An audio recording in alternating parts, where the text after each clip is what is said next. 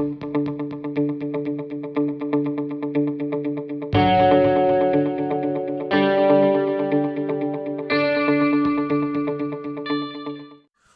Plus जब आया था मार्केट में बहुत ही हाइप क्रिएट हुआ था, क्योंकि वहां पे best value for money product आपको मिल रहा था। देखिए, जब आप एक फोन खरीदोगे उस प्राइस रेंज में वो बहुत ही अच्छा होना चाहिए। यहाँ पे क्या हुआ, वन प्लस बहुत ही एक अच्छा प्रोडक्ट आपको प्रोवाइड किया जिसको आप बहुत देर से यूज कर सकते हो, और उसके ऊपर जो स्पेसिफिकेशन है वो टॉप नॉच स्पेसिफिकेशन होता था। तो उसके बाद जब वन प्लस क्या किया, उन्होंने एक एक्स लाइनअप को इंट्रोड्यूस किया जो मिड रेंज का फोन था, मगर वो नहीं चला।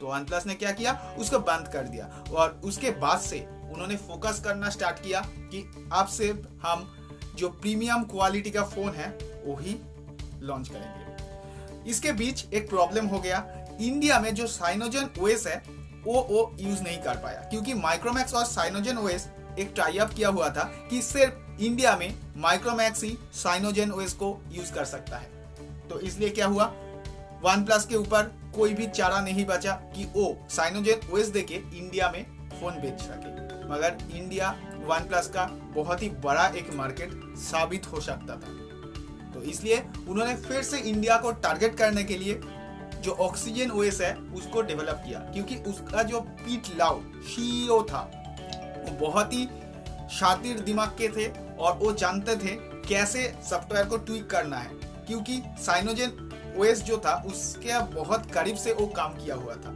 तो इसलिए उन्होंने वन प्लस का जो ऑक्सीजन ओएस है उसको निकाला, बहुत ही हिट साबित हुआ, और उसका जो प्रेडिक्शन था इंडिया में इसका सबसे बड़ा मार्केट बन सकता है वो भी सही साबित हुआ। इंडिया में उसका बहुत ही फैन इधर उधर चला गया।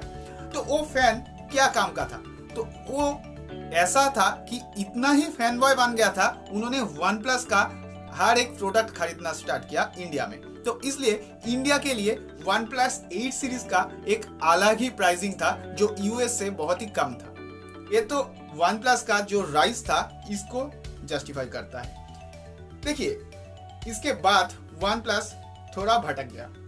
इसके बाद उन्होंने प्रो सीरीज लाना स्टार्ट किया, इंडिया के तरफ फोकस करना छोड़ दिया, क्योंकि बाहर में ऐसा कुछ फीचर मिल रहा था जो इंडिया में नहीं अवेलेबल था। उसके बाद उसका जो नॉट लाइनअप तो अच्छा फोन है, मगर जो वन प्लस का एक्सपेक्टेशन था लोगों को वन प्लस से, वो नहीं प्रोवाइड कर पाया ये नॉट लाइनअप। उसके बाद नॉट लाइनअप का जो सीईओ था, जिसके मास्टरमाइंड से ये निकला था, वो है कालपे।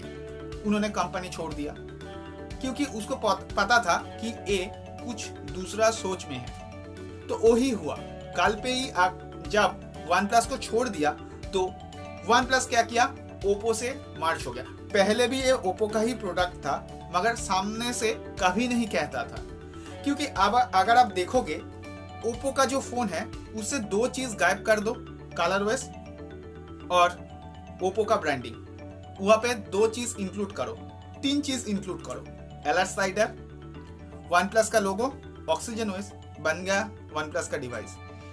तो एग्जैक्ट जो हार्डवेयर एंड सॉफ्टवेयर का कॉम्बिनेशन है वो वन प्लस में ज्यादा बेटर लगता था। तो इसलिए वन प्लस यूएस में भी एक मार्केट कैप्चर कर लिया, जो जब मार्च नहीं हुआ था। तो उसके बाद फिर से मार्च होने के बाद एक चीज हो गया, तो कालपे ने जब छोड़ दिया था तो पीट लाउ ने उसको मार्च कर दिया, क्योंकि पीट लाउ उसका भी सीईओ था वन प्लस का और ओप्पो का भी सीईओ था, और वन प्लस का शायद फाउंडर भी वही है।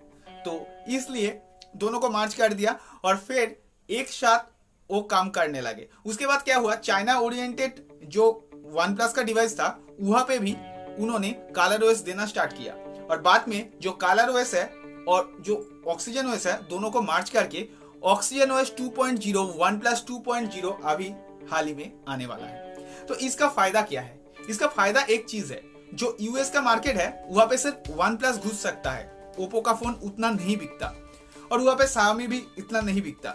तो वन प्लस का ब्रांडिंग से ओप्पो वहां पे काम करेगा, और दूसरे तरफ ओप्पो दूसरा जो स्टेट है वहां पे भी काम कर सकता है, और वहां पे भी जो सॉफ्टवेयर का एक्सपीरियंस है, अगर कलर ओएस और ऑक्सीजन ओएस को मार्च करके फ्यूजन ओएस बनाया जाए तो दोनों फोन ही डिफरेंट जो रीजन है वहाँ पे काम कर सकता है। तो इसलिए OnePlus और Oppo मार्च हो गया। उसके बाद एक चीज आपको क्लियर करना चाहता हूँ, जो सर्विस सेंटर और जो मार्केटिंग टीम है वो दोनों कंपनी का अलग अलग काम करेगा। वो अभी तक मर्ज नहीं हुआ है, वो OnePlus और Oppo दोनों ने ही कंफर्म किया है। तो आपको क्या लगता है, ये OnePlus का फॉल है या नहीं? कमेंट करके जरूर बताना। और ऐसा ही कुछ टॉपिक मैं आपको हर रोज दूंगा, तो इसलिए इस चैनल को सब्सक्राइब करना पड़ेगा, बेल आइकन को क्लिक करना पड़ेगा और इस वीडियो को दोस्तों के साथ शेयर करना पड़ेगा। और OnePlus लेके आपका क्या ख्याल है इस वीडियो के कमेंट सेक्शन में जाके लिख सकते हैं, तो कमेंट जरूर करना।